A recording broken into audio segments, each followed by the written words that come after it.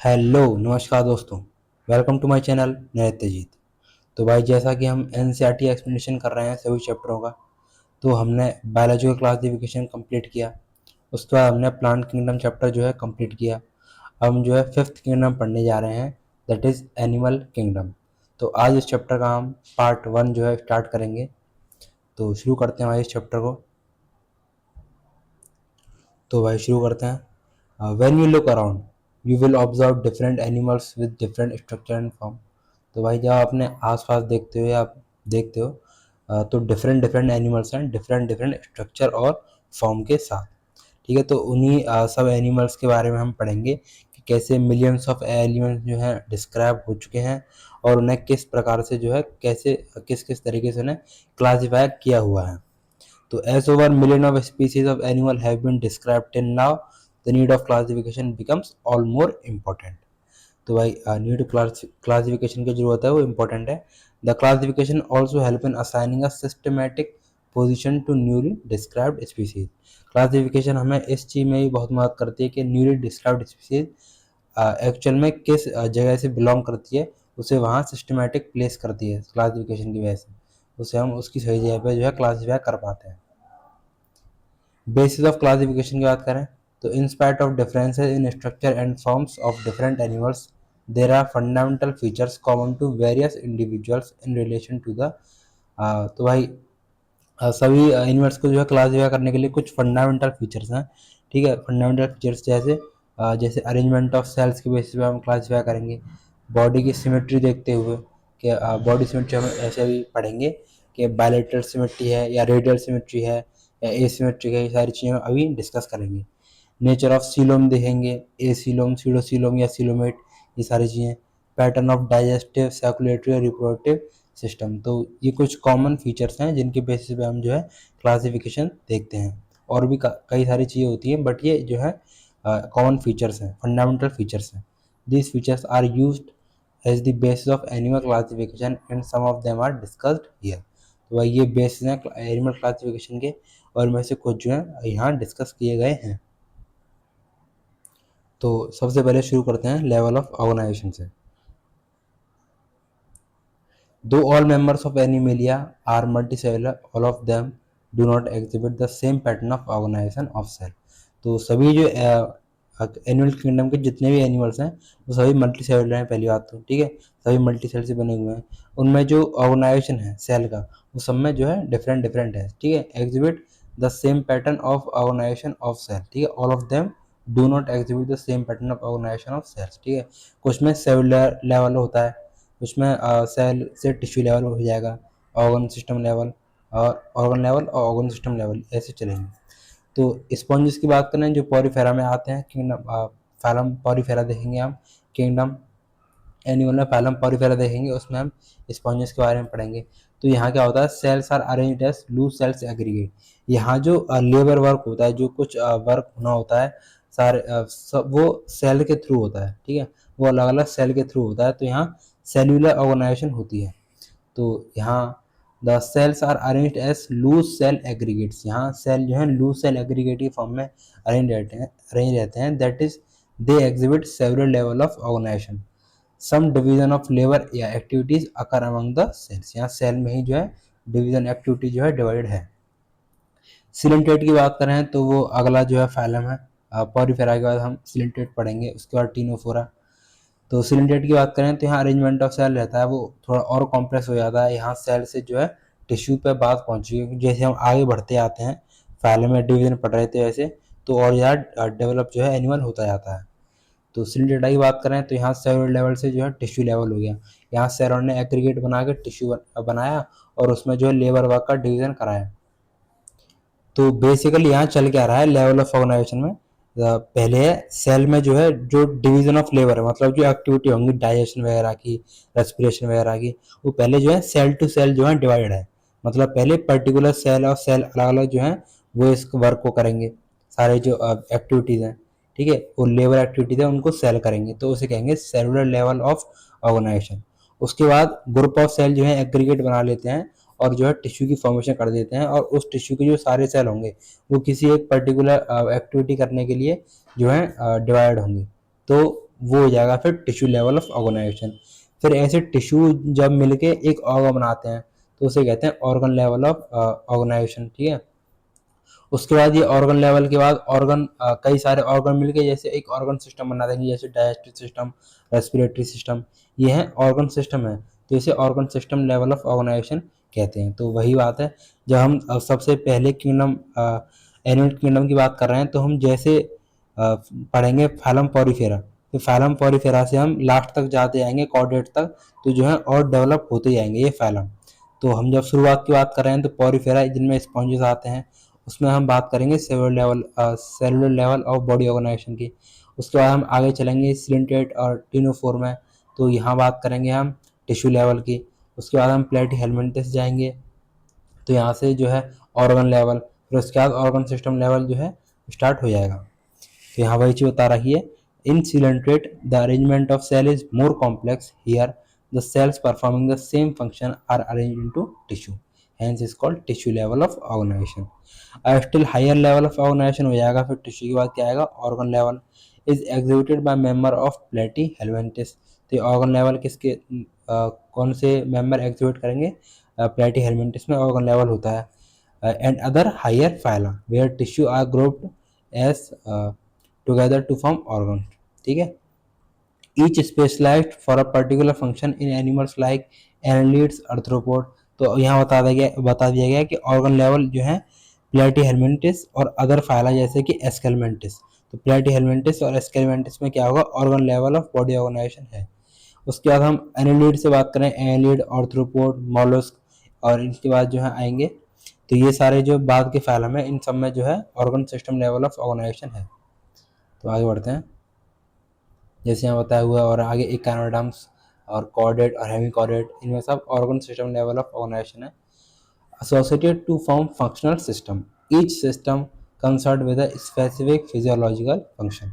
तो यहाँ क्योंकि ऑर्गन सिस्टम बन चुका है पूरा, एक ऑर्गन से कई सारे ऑर्गन से मिलके एक ऑर्गन सिस्टम फॉर्म हुआ है, तो एक पर्टिकुलर ऑर्गन सिस्टम एक किसी एक फिजियोलॉजिकल फंक्शन के लिए डिस्क्राइब रहता है। जैसे डाइजेस्टिव सिस्टम की बात करें तो वो डाइजेशन के लिए, रेस्पिरेटरी सिस्टम की बात करें तो वो रेस्पिरेशन के लिए कंसर्न है, और सर्कुलेटरी सिस्टम की बात करें तो वो सर्कुलेशन के लिए है बॉडी में।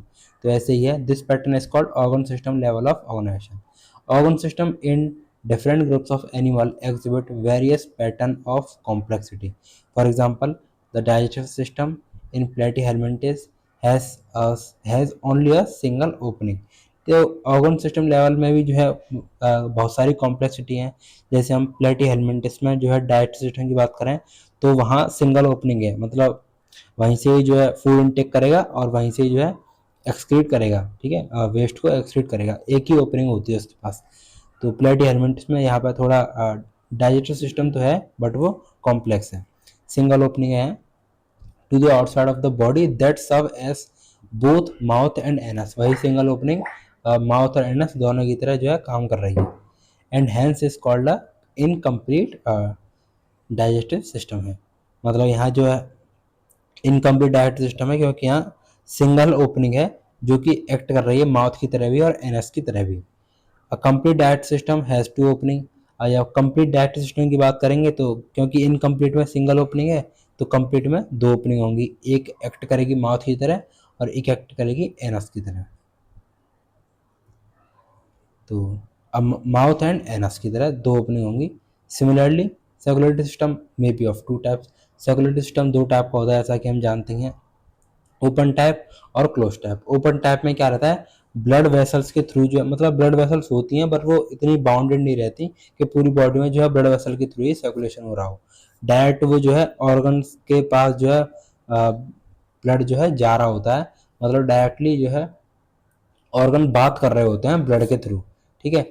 जब क्लोज की बात करते हैं तो वहाँ पे पूरी बॉडी में जो है वेसल्स जो है रहती हैं जिनके थ्रू ब्लड जो है या फ्लूइड है वो सर्कुलेट करता है, और यहाँ जो है प्रेशर ज़्यादा रहता है, ज़्यादा बेनिफिशियल होता है क्लोज टाइप, और ओपन टाइप इतना बेनिफिशियल नहीं होता। ओपन टाइप में होता है in which the blood is pumped out of the heart and the cells and tissue are directly bathed in it. जबकि क्लोज टाइप में in which the blood is circulated through a series of vessels of varying diameter, arteries, veins और capillary. Very अलग अलग तरीके की diameter की vessels के through जो है यहाँ फ्लूइड सर्कुलेट करता है। अब बात करते हैं सिमेट्री की। तो सिमेट्री सिमेट्री बेसिकली क्या है कि एक इमेजिनरी लाइन मानते हैं हम, जिसे बॉडी को सिमेट्रिक करके, मतलब एक इमेजिनरी लाइन जाएगी जो बॉडी के सेंटर से पास करेगी, और उस सेंटर के पास करने के बाद देखते हैं बॉडी को किस तरह से डिवाइड कर रही है। तो एक लाइन जो कि सेंटर से पास करे और बॉडी को किस तरह से वो डिवाइड कर रही है, इसे देखते हैं। अगर वो सेंटर से पास करने के बाद बॉडी को इक्वल पोर्शन में डिवाइड नहीं कर रही है, बॉडी के जो पार्ट्स हुए हैं उन्हें इक्वली डिवाइड नहीं कर रही है, तो हम उस ऑर्गेनाइज्म को कहेंगे कि वो एसिमेट्रिक ऑर्गेनाइज्म है। और जब वो हम किसी भी लाइन को सेंटर से पास करते हैं, किसी भी एंगल से लाते हुए सेंटर से हम पास करते हैं उस लाइन को, तो वो बॉडी को इक्वली दो पार्ट में डिवाइड कर देती है, तो उसे कहेंगे हम रेडियल सिमेट्री। और किसी एक पर्टिकुलर लाइन को ही सेंटर से लाने पे वो इक्वली पार्ट में डिवाइड होता है, तो उसे कहेंगे हम बायलेटरल सिमेट्री। मतलब जैसे हम ह्यूमंस की बात करें, तो ह्यूमंस में सिर्फ हम एक अपनी ऐसी लाइन जो है चलाएंगे तो ही हम जो है दो इक्वल पार्ट में डिवाइड हो पाएंगे, तो हमें जो है बायलेटरल सिमेट्री, हम अगर इस एंगल से सेंटर से होते हुए लाइन निकाल दी हमने, तो हम हमारी बॉडी जो है दो इक्वल पार्ट में डिवाइड नहीं हो पाएगी, तो ये हमारे अंदर रेडियल सिमेट्री नहीं है। और एसिमेट्री तो बायलेटरल सिमेट्री है, तो एसिमेट्री कैसे ही होगी, मतलब हमारी बॉडी जो है एक पर्टिकुलर लाइन से जो है सिमेट्रिक करने में दो इक्वल पार्ट में डिवाइड हो रही है, तो एसिमेट्रिक बॉडी नहीं है, बट बायलेटरल सिमेट्री हमारे अंदर है। और जैसे हम एक किसी स्फेरिकल शेप की बॉडी की बात करें, तो वहाँ किसी भी हम एंगल से जो है सेंटर से होते हुए लाइन पास करते हैं, वो उसे इक्वल पार्ट में डिवाइड कर देगी, तो वहाँ रेडियल सिमेट्री होती है। और किसी बॉडी की जो इरेगुलर शेप है उसमें हम कहीं से भी पास करते हैं वो इक्वली डिवाइड नहीं होगी। तो सिमेट्री की बात यही है। Animals can be categorised on the basis of their symmetry. Sponges की बात करें तो इनकी बॉडी जो है बहुत इरेगुलर टाइप होती है, तो यहाँ हम सेंटर से कोई भी लाइन पास करें, इनकी बॉडी जो है इक्वली डिवाइड नहीं होती है, तो ये एसिमेट्रिक होते हैं। That is any plane that passes through the centre does not divide them into equal halves. कोई भी प्लेन हम सेंटर से पास करेंगे, कोई भी लाइन सेंटर से पास करेंगे, तो वो इनको दो इक्वल हाफ्स में डिवाइड नहीं करेगी इनकी बॉडी को, तो ये एसिमेट्रिक एनिमल्स होते हैं। जबकि कोई भी प्लेन पास करें सेंट्रल एक्सिस से और वो बॉडी को डिवाइड कर दे दो आइडेंटिकल हाफ में, किसी भी प्लेन से हम जो है लाइन निकाल रहे हैं और वो सेंटर से होते हुए दो आइडेंटिकल हाफ में बॉडी को डिवाइड कर दे रही है, ऐसे ये सर्कल है, सर्कल नहीं, ये एक स्फेरिकल बॉडी है, तो आप कहीं से भी सेंटर से होते हुए एक जो है लाइन पास कर दो, ये जो है दो एक प्लेन पास कर दोगे तो ये दो इक्वली पार्ट्स में जो है डिवाइड हो जाएगा, तो ये रेडियल सिमेट्री होती है इसमें। तो यही है रेडियल सिमेट्री, जो कि सिलेंट्रेट टीनोफोर एंड अडल्ट इकानोडर्म्स में, याद रखना है अडल्ट इकानोडर्म्स में, लार्वा इकानोडर्म्स में जो है बायलेटरल सिमेट्री होती है। अडल्ट इकानोडर्म्स का एग्जांपल बताता हूँ मैं आपको, जैसे स्टारफिश इकानोडर्म्स का एग्जांपल होता है, तो क्योंकि वो स्टार है तो किसी भी प्लेन के सेंटर से पास करेंगे हम, तो वहाँ जो है उसमें सिमेट्री हो जाती है, तो इक्वली डिवाइड हो जाते हैं, तो यहाँ होती है रेडियल सिमेट्री। तो ये किस किस में है, सिलेंट्रेट, टीनोफोर और इकानोडर्म्स में अडल्ट में। तो सिलेंट्रेट और टीनोफोर के बारे में भी हम आगे देखेंगे। उसके बाद बात करते हैं एनिमल्स लाइक एनलिड, आर्थ्रोपोड और बाकी जो आगे के फाइलम है, उन सब में जो है बायलेटरल सिमेट्री होती है, जिनमें एक पर्टिकुलर प्लेन से पास करते हुए आइडेंटिकल लेफ्ट और राइट हाफ में बॉडी जो है डिवाइड होती है। जैसे यहाँ पर ये एग्जांपल दिखाए हुए हैं, तो ये रेडियल सिमेट्री दिखाई हुई है यहाँ पर, इसमें यहाँ इसमें बायलेटरल सिमेट्री दिखाई हुई है, ये एक प्लेन से पास होते हुए दो आइडेंटिकल हाफ में डिवाइड हो रहा है। उसके बाद बात करते हैं ट्रिप्लोब्लास्टिक ऑर्गेनाइजेशन की। तो ये कैसे होती है, जब फर्टिलाइजेशन होता है, स्पर्म और एग के बीच में फर्टिलाइजेशन होता है, उसके बाद जायगोट बनता है, जायगोट एम्ब्रियो बनता है, तो एम्ब्रियो अपने आप को जो है लेयर्स में डिवाइड कर लेता है, ठीक है, एक बाहर की एक्टोडर्म, मीजोडर्म, एंडोडर्म, ठीक है, ऐसे लेयर्स में अपने आप को जो है डिवाइड कर लेता है। फिर इन्हीं लेयर्स के थ्रू जो है पूरी बॉडी जो है फॉर्म होती है, बॉडी के ऑर्गन वगैरह सारी चीज़ इन्हीं लेयर्स के थ्रू जो है फॉर्म होती है। और डिप्लोब्लास्ट की बात करें तो वहाँ दो लेयर होती हैं और एक जो लेयर होती है वो नहीं होती, मतलब डिप्लोब्लास्ट की बात करें तो एक्टोडर्म होती है, फिर सबसे अंदर वाली एंडोडर्म होती है, बीच में जो है एक अनडिफरेंशिएटेड लेयर होती है, इसे मीजोग्लिया कहते हैं। जबकि ट्रिपल ब्लास्ट की बात करें तो वहाँ 3 प्रॉपर लेयर होती हैं। सबसे बाहर वाली एक्टोडर्म एम्ब्रियोनिक लेयर है ये, सबसे बाहर वाली एक्टोडर्म, मिडिल में है वो है मेसोडर्म, और सबसे अंदर वाली वो है एंडोडर्म। तो ट्रिपल ब्लास्ट में क्योंकि 3 लेयर हैं और इसलिए उसे ट्रिप्लोब्लास्ट कहते हैं, और डिप्ल ब्लास्ट में डाई है, मतलब 2 लेयर होती हैं, एक्टोडर्म और मेसोडर्म, बीच में एक मेसोग्लिया है जो कि अनडिफरेंशिएटेड लेयर होती है। इसे रीड करते हैं। Animals in which the cells are arranged into 2 embryonic layer, जिन एनिमल में जो सेल होते हैं वो 2 एम्ब्रियोनिक लेयर में डिवाइड होते हैं। An external ectoderm, internal endoderm are called diploblastic animals. Example coelenterate, coelenterate इसका एग्जांपल है। पॉरीफेरा में भी होती है। एन अनडिफरेंशिएटेड लेयर होती है मेसोग्लिया, वो इन 2 लेयर के बीच में प्रेजेंट होती है, एक्टोडर्म और मेसोडर्म के बीच में। जैसे यहाँ एक एग्जांपल जो है डायग्राम दिखाया हुआ है वो डिप्लोब्लास्ट का दिखाया हुआ है। ये बाहर एक्टोडर्म है, अंदर ये एंडोडर्म है, बीच में एक अनडिफरेंशिएटेड लेयर है दैट इज मेसोग्लिया। यही हम ट्रिपल ब्लास्ट की बात करते हैं तो यहाँ ये जो है अनडिफरेंशिएटेड लेयर यहाँ नहीं है, यहाँ एक प्रॉपर लेयर जो है मिडिल में बन चुकी है दैट इज मेसोडर्म। आगे बढ़ते हैं। Those animals in which the developing embryo has third germinal layer, that is mesoderm, in between the ectoderm and endoderm are called triploblastic animal। जैसे कि ये सब आएगी प्लेटिहेलमिन्थस से लेकर कॉर्डेट्स तक ट्रिप्लोब्लास्टिक लेयर जो है एनिमल्स में रहती है। बस इसमें जो है अब आगे हम सीलोम की बात करें तो सीलोम में क्या होता है। तो भाई देखो, सबसे बाहर एक्टोडर्म है, उसके बाद मेसोडर्म, उसके बाद एंडोडर्म। अब जो मेसोडर्म है इसमें कुछ ना कुछ जो है चेंजमेंट होने की वजह से जो है सीलम का काम आ रहा है। तो सीलम बेसिकली क्या है, सीलम होती है कैविटी। ठीक, जब यहाँ मेसोडर्म में प्रॉपर कैविटी जो है फॉर्म होती है, जैसे कि हम डायग्राम 1 में देखें, यहाँ इस डायग्राम 1 में देखें तो यहाँ प्रॉपर मेसोडर्म में ये जो है कैविटी यानी खाली जगह जो है फॉर्म हुई है। यहाँ जॉइंट है ये, और ये प्रॉपर जो है कैविटी यहाँ खाली जगह फॉर्म हुई है। ठीक, तो ये कैविटी बेसिकली फॉर्म क्यों हो रही है, क्योंकि भाई जो अब देखते हो बॉडी के अंदर जो ऑर्गन प्लेस है वो उसी कैविटी में ही तो प्लेस है, तो इसी कैविटी की वजह से ये सारी चीज़ जो है कैविटी बनी है बॉडी के अंदर, तो उसी के लिए कैविटी बनी होती है।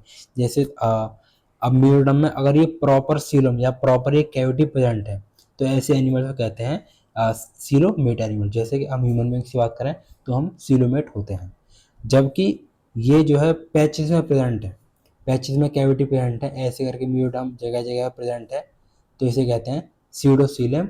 और ऐसे एनिमल जो इस ऐसी कैविटी को एग्जिबिट करते हैं उन्हें एनिमल्स को कहते हैं सीडोसीलोमेट। और जहाँ एनिमल जिन एनिमल्स में ये कैविटी बिल्कुल भी प्रेजेंट नहीं है, प्रॉपर पूरी मेसोडर्म है, कैविटी एब्सेंट है, तो वहाँ कहेंगे एसीलोमेट। ए का मतलब एब्सेंट, मतलब एब्सेंट है यहाँ सीलोम, तो ऐसे एनिमल को एसीलोमेट कहेंगे। आगे बढ़ते हैं, वैसे रीडिंग करते हैं। Presence or absence of cavity between the body wall and the gut wall is very important in classification। तो है बॉडी वॉल यानी एक्टोडर्म और गट वॉल यानी एंडोडर्म की बात हो रही है, तो इनकी प्रेजेंस और एब्सेंस ऑफ कैविटी देखेंगे इनके बीच में। तो the body cavity which is lined by mesoderm is called coelom. तो बॉडी की जो कैविटी होती है अंदर ही खाली जगह, वो जो जिस लेयर के थ्रू लैन हो रखी होती है उसे कहते हैं, मतलब लाइनिंग हो रखी होती है। जैसे ये अंदर अंदर जो है इसके अंदर ये जो खाली लेयर है, खाली लेयर है, ये जो लाइनिंग लेयर है, ठीक है, ये जो लाइनिंग लेयर है ये है मेसोडर्म की। ठीक है, animals possessing coelom are called coelomates. जो एनिमल में सीलोम होती है प्रॉपर कैविटी उन्हें सीलोमेट्स कहते हैं।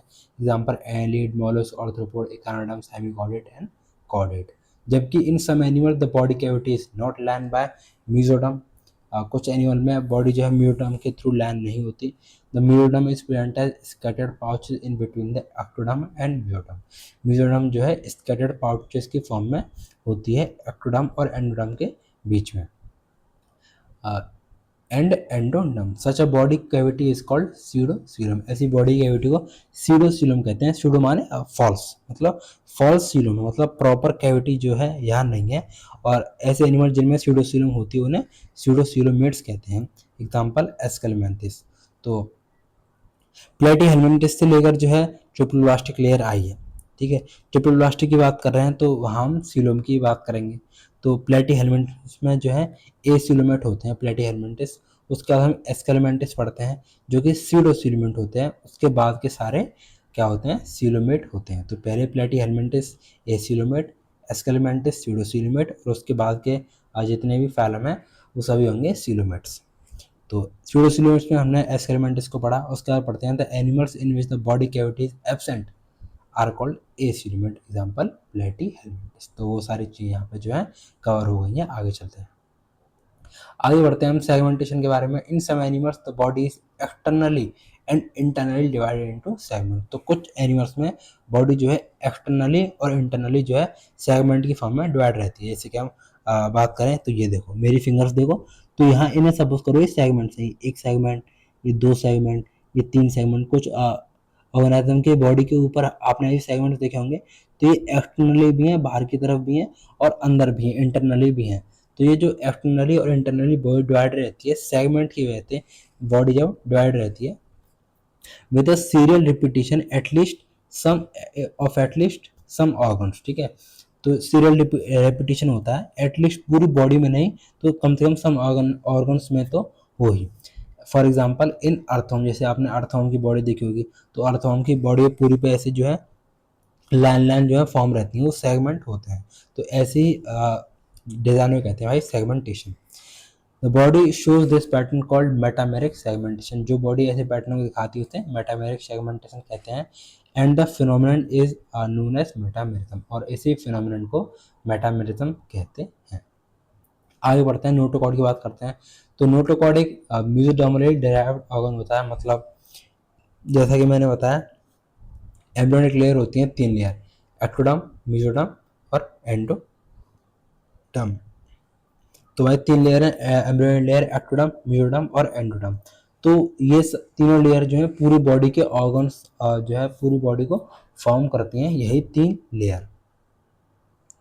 तो ऐसे ही जो है नोटोकॉर्ड वो रॉड लाइक स्ट्रक्चर होता है जो कि मेसोडर्म से फॉर्म होता है, इसलिए इसे मेसोडर्मली डेराइव्ड ऑर्गन कहते हैं। मेसोडर्मली derived rod like structure found on the dorsal side during embryonic development. जब एम्ब्रियो डेवलप कर रहा होता है, जब उसके डोर्सल साइड में एक रॉड लाइक स्ट्रक्चर फॉर्म होता है, किससे, मेसोडर्म से। इन सम एनिमल्स, सारे एनिमल्स में नहीं, कुछ एनिमल्स में ये जो है स्ट्रक्चर फॉर्म होता है। एनिमल्स जिनके पास नोटोकॉर्ड होती है उन्हें हम कॉर्डेट्स कहते हैं, ठीक है।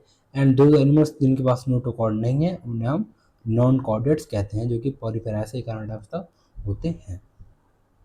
आगे बढ़ते हैं, क्लासिफिकेशन ऑफ एनिमल्स देखते हैं। The broad classification of Animalia based on common fundamental features are mentioned in the preceding section. तो आगे बढ़ते हैं, तो भाई यहाँ कुछ जो है क्लासिफिकेशन दिखाई हुई है। तो एनिमेलिया मल्टीसेलुलर ऑर्गेनिज्म होते हैं, किंगडम की बात करिए। उसके बाद लेवल ऑफ ऑर्गेनाइजेशन देखेंगे, तो cellular level, tissue, organ, organ system. तो सेलुलर लेवल होता है सिर्फ सिमेट्री की बात करते हैं तो मोस्टली एसिमेट्रिक होते हैं। बॉडी सीलोम एसीलोमेट है क्योंकि भाई डिप्लोब्लास्टिक होती हैं। फैलम पॉलीफेरा में होता है ये सब, सेलुलर लेवल ही होता है पॉलीफेरा में, और वो एसिमेट्रिक भी होते हैं, एसीलोमेट भी होते हैं, और पॉलीफेरा फैलम है। टिश्यू ऑर्गन, ऑर्गन सिस्टम की बात करें तो उसके बाद हम सिमेट्री देखें तो रेडियल है, किसमें, एसिलोमेट भी है, सिलेंट्रेटा जिसे निडेरिया भी कहते हैं, और टीनोफोरा, ये दो फैलम है। इनमें जो है ये बॉडी कैविटी एसिलोमेट होता है और रेडियल सिमेट्री होती है।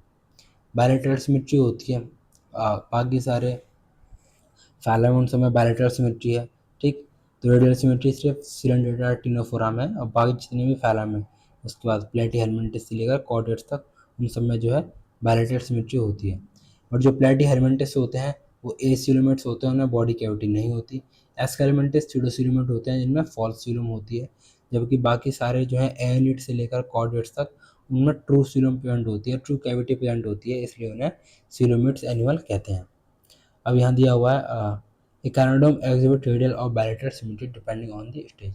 इकानोडर्म्स होते हैं उनके पास रेडियल और बायलेटरल सिमेट्री होती है, वो उनकी स्टेज पर डिपेंड करती है। जैसे कि हम इकानोडर्म्स के लार्वा की बात करें तो लार्वा में जो है बायलेटरल सिमेट्री होती है, जबकि जैसे वो अडल्ट हो जाते हैं तो उसमें फिर रेडियल सिमेट्री आ जाती है, शेप जो चेंज हो जाती है तो रेडियल सिमेट्री आती है।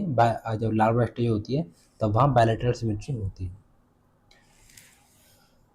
तो आगे बढ़ते हैं, the important characteristic feature of the different फैला आर डिस्क्राइब्ड। फिर भाई सभी फैला के जो है इंपॉर्टेंट फीचर जो है डिस्क्राइब किए गए हैं। पढ़ते हैं हम फैलम पॉलीफेरा को। फैलम पॉलीफेरा जिसमें स्पंजेस आते हैं, phylum Porifera. Member of this phylum are commonly known as sponges. ठीक है, इस फाइलम के मेंबर जो कॉमनली हैं वो स्पॉन्जेस हैं। They are generally marine and mostly asymmetrical animal. Generally marine होते हैं, एसिमेट्रिकल एनिमल्स होते हैं। These are primitive multicellular. अब भाई एनिमल्स हैं सभी मल्टीसेलुलर ही हैं, बट इनमें जो लेवल ऑफ ऑर्गेनाइजेशन है वो डिफरेंट है। इसमें इसमें जैसे पॉलीफेरा की बात करें तो यहाँ सेल लेवल होती है, सिडेंटिटा टिनोफोरा की बात करें तो वहाँ टिश्यू लेवल होती है, उसके बाद प्लेटीहेलमिंथस में और एस्केलेंटस में ऑर्गन लेवल होती है, उसके बाद एनलीड से जो है organ system level of organisation start होती है। तो यहाँ से लेवल ऑफ ऑर्गेनाइजेशन होती है। Sponges have a water transport और कैनाल सिस्टम। स्पॉन्जेस के बाद वाटर ट्रांसपोर्ट और कैनाल सिस्टम होता है, जिसमें क्या होता है वाटर एंटर करता है इनकी पूरी बॉडी में। माइन्यूट पोर्स होते हैं, पूरी बॉडी में इनके छोटे छोटे छोटे छोटे पूरी बॉडी में छेद होते हैं, जैसा कि यहाँ दिखाया हुआ है।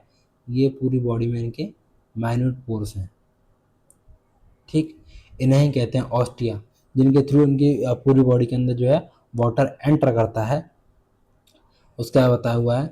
फिर ये एक कैविटी में जो है स्टोर होता है। इनके पास एक सेंट्रल कैविटी होती है, इसे स्पॉन्जोसील कहते हैं, जो जिसको क्या कहते हैं, इस स्पॉन्जोसील कैविटी को इसमें लाइन कर रहे होते हैं। ऐसी कैविटी है, इसमें जो लाइनिंग सेल है, यहाँ जो लाइनिंग सेल है वो लाइनिंग सेल होते हैं कॉर्नोसाइट्स या कॉलर सेल्स। ठीक है भाई, तो पूरी बॉडी में जो है ऑस्टिया के थ्रू वाटर एंटर कर रहा है और वहाँ एक कैविटी में जाता है, वाटर सेंट्रल कैविटी होती है, इसे स्पॉन्जोसील कहते हैं।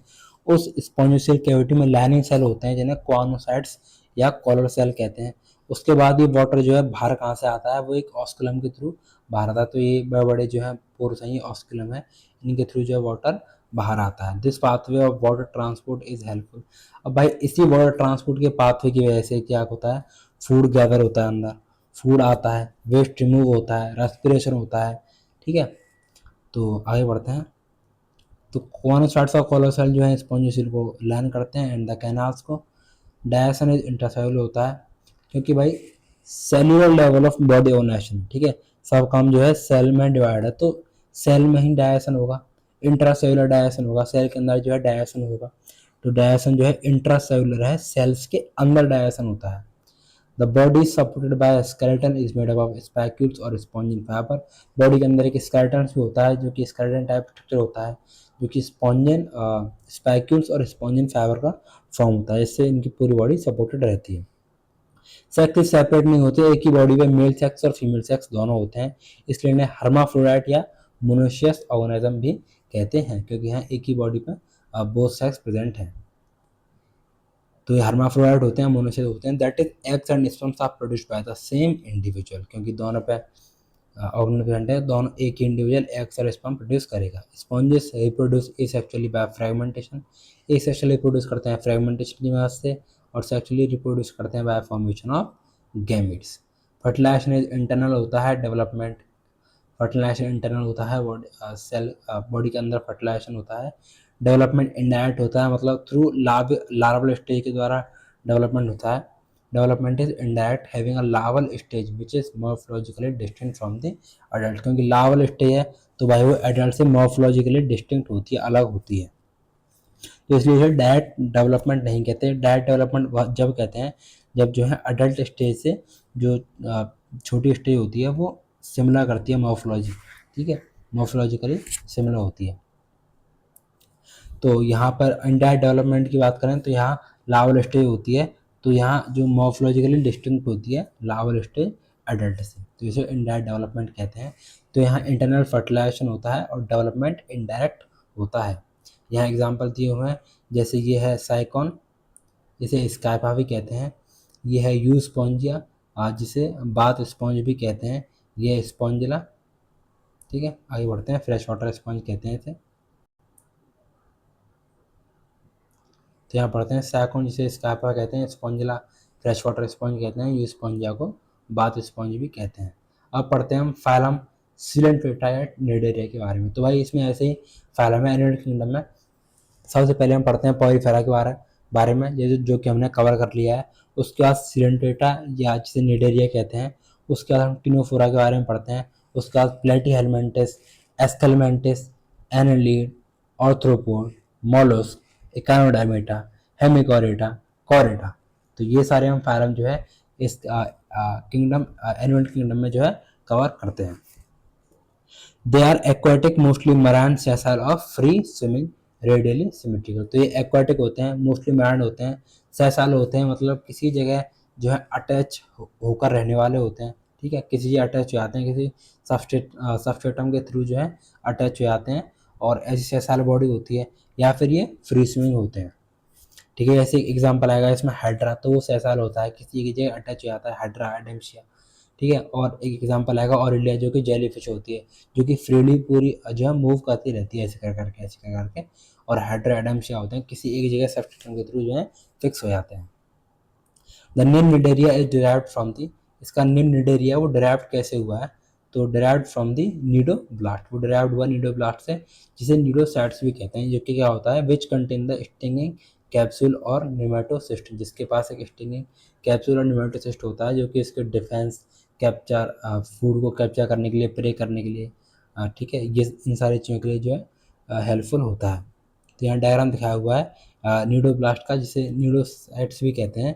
तो इसमें ये है स्टिंगिंग कैप्सूल होता है, यहाँ एक स्टिंगिंग कैप्सूल होता है, जो कि जिसे निमेटोसिस्ट भी कहते हैं। आगे बढ़ते हैं। Present on the tentacles and the body, जो कि इस ऑर्गेनिज्म के टेंटिकल्स या बॉडी में प्रेजेंट होते हैं, क्या चीज, न्यूडोप्लास्ट या cnidocytes. Cnidoblast are used for anchorage defence and for the capture of prey. Cnidarians exhibit tissue levels of organization, जैसा कि मैंने बताया कि पोरिफेरा में सेल लेवल ऑफ ऑर्गेनाइजेशन होता है और सिलेंटेड और टिनोफोरा में टिश्यू लेवल ऑफ ऑर्गेनाइजेशन होता है। बॉडी डिप्लोब्लास्टिक होती है और उसके बाद टिनोफोरा पढ़ेंगे, उनकी बॉडी में डिप्लोब्लास्टिक होती है। प्लेटी एलिमेंट से जो है ट्रिप्लोब्लास्टिक बॉडी आना चालू होती है, तो वहाँ एसिलोमेट होते हैं। They have a central gastrovascular cavity with a single opening mouth on hypostome. तो इनके पास एक हाइपोस्टोम होता है जो कि सिंगल ओपनिंग होती है, माउथ और एनस की तरह वर्क करता है, और सेंट्रल उसके बाद वो एक सेंट्रल गैस्ट्रोवास्कुलर कैविटी में जो है ले जा रहा होता है। Dyson is extracellular and intracellular, मतलब सेल के बाहर भी डायसन होता है, सेल के अंदर भी डायसन होता है। Some of the cnidarians example, corals की बात करें तो उनके पास स्केलेटन होता है, जो कि कैल्शियम कार्बोनेट का बना होता है। तो कुछ निडेरियंस का एग्जांपल दिया हुआ है, जैसे कोरल्स की बात करें तो उनका जो स्केलेटन होता है वो कैल्शियम कार्बोनेट का फॉर्म होता है। Cnidarians exhibit two basic form called polyp and medusa. Cnidarians होते हैं, उनकी दो बेसिक फॉर्म होती है, एक होती है polyp and Medusa. The former यानी पॉलिप की बात करें तो पॉलिप वो बॉडी फॉर्म है जो कि सैसाल है, मतलब जो कि फ्रीली जो है वाटर में मूव नहीं करेगी, वो किसी एक पर्टिकुलर सब्सटेंस से जो है कनेक्ट हो जाएगी, अटैच हो जाएगी, तो उस बॉडी फॉर्म को पॉलिप कहते हैं। जबकि मेडुसा ऐसी बॉडी फॉर्म होती है जो कि फ्रीली मूव करती है, जैसे कि पॉलिप में हम हाइड्रा एडम्स एग्जाम्पल देखते हैं और मेडुसा में हम ऑरेलिया या जेलीफिश का एग्जाम्पल देखते हैं। तो फॉर्मर यानी पॉलिप की बात करें तो वो सैसाल होती है, सिलेंड्रिकल होती है, सिलेंड्रिकल शेप की होती है, एग्जाम्पल हाइड्रा और एडम्स एक्सेट्रा। जबकि हम लेटर की बात करें, मतलब मेडुसा की बात करें तो ये अम्ब्रेला शेप्ड की होती है, फ्रीली स्विमिंग होती है, जैसे कि ऑरेलिया या जेली फिश। आगे बात करते हैं तो those cnidarian which exist in both forms exhibit alternation of generation. ऐसे निडेरियंस जो कि दोनों फॉर्म में एग्जिस्ट करते हैं, यानी पॉलिप फॉर्म में भी एग्जिस्ट करेंगे और मेडुसा फॉर्म में भी एग्जिस्ट करेंगे। ऐसे निडेरियंस में ऑल्टरनेशन ऑफ जनरेशन होती है, जिसे मेटाजेनेसिस कहते हैं। मतलब वहाँ क्या होता है, पॉलिप जो है एसेक्सुअली रिप्रोडक्शन करता है, ठीक है, पॉलिप जो है एसेक्सुअली रिप्रोडक्शन करता है तो मेडुसा को प्रोड्यूस करता है। मतलब अब ये पहले सिलेंड्रिकल सैसाल फॉर्म थी जिसे पॉलिप कह रहे थे, अगर वो एसेक्सुअली रिप्रोडक्शन करेगा तो वो मेडुसा फॉर्म कर देगा, जो कि फ्रीली स्विमिंग फॉर्म है, ठीक है। मतलब वो सैसाल नहीं है और जो है अम्ब्रेला शेप्ड है। तो पॉलिप रिप्रोड्यूस करेगा एसेक्सुअली तो मेडुसा फॉर्म कर देगा, और वही मेडुसा अगर वो बाद में सेक्सुअली रिप्रोड्यूस करेगा तो वो पॉलिप फॉर्म कर देगा। तो polyp produce Medusa asexually and Medusa form polyp sexually. इसका एग्जांपल दे रखा है ओबेरिया, तो ऐसा ओबेरिया निडेरियन है। एग्जांपल बात करते हैं सिलेंडेटा की, एग्जांपल है निडेरिया के फाइसिलिया पॉर्टिकुसमेना, वॉर भी कहते हैं, एडमशिया को सी एनमोन भी कहते हैं, पेरेंटुला को सी पेन कहते हैं, गोर्गोनिया को सी पेन कहते हैं, मेंड्रीना को बेंडपुला कहते हैं। तो भाई ये बेसिकली चैप्टर है क्या, तो ये चैप्टर बार बार पढ़ने का है भाई, इसके एग्जाम्पल जो है टिप्स पर होना चाहिए, ठीक है। इसके लाइन को बार बार पढ़ना है एनसीईआरटी से, तो जो है आपको एक लाइन पढ़ो दूसरी लाइन आपके मन में जो है आ जाए कि इसके बाद जो है क्या बात होने वाली है। तो ये चैप्टर बार बार पढ़ना है उसी ये चैप्टर होगा। ऐसा कुछ इसमें खास कुछ ऐसा समझने का नहीं है। जैसे कि हमने प्लांट किंगडम में देखा कि ऐसे रिप्रोडक्शन हो रहा है, ठीक है, ये गैमेटोफाइट, ये स्पोरोफाइट, ठीक है, एंथ्राजोइड्स, और ये सारी चीज़ें ऐसे इसमें नहीं है। इसे बार बार पढ़ने का, याद करने का ज़्यादा है चैप्टर में। तो यहाँ ये एग्जाम्पल दिए हुए हैं। तो पहले ये अम्ब्रेला शेप है, देखो भाई अम्ब्रेला शेप है, तो ये फ्रीली स्विंग बॉडी है, तो ये मेडिसा फॉर्म होती है, मेडिसा फॉर्म होती है। एग्जाम्पल है इसका, ये जेली फिश दिखाई हुई है, जेली फिश, तो इसे ऑरेलिया भी कहते हैं। यहाँ ये हाइड्रा है, ठीक है, एडमचिया है, एडमचिया, एडमचिया इसकी पॉलिप फॉर्म है, सिलेंड्रिकल स्ट्रक्चर है, ये किसी एक सबस्ट्रेटम से जो है कनेक्ट रहता है, सेसाइल बॉडी होती है। तो इसके साथ भाई पार्ट 1 को हम यहीं तक रखते हैं। पार्ट 2 के साथ हम इस चैप्टर को कंटिन्यू करेंगे टीमोफोरा के साथ। तो यहाँ से हम पार्ट 2 में कंटिन्यू करेंगे। कोई भी चीज़ अगर नहीं समझ में आई हो तो ज़रूर भाई कमेंट करके पूछना, मैं रिप्लाई ज़रूर दूंगा। और थैंक यू वेरी मच अगर आपने इस वीडियो को यहाँ तक देखा है और वीडियो पसंद आई तो भाई लाइक करना। हम इस चैप्टर को जो है जल्दी थोड़ा कवर कर रहे हैं, क्योंकि इसमें ज़्यादा भाई आपको खुद बैठ के, आपको कोई चीज़ समझ में नहीं आ रही तो आप वीडियो देख के समझ लो, और फिर खुद बैठ के आपको 12 बार चैप्टर रीड करना है। आपको इसकी जो है लैंड जो है टिप पर होनी चाहिए। तो थैंक यू वेरी मच, मिलते हैं नेक्स्ट पार्ट के साथ। Thank you.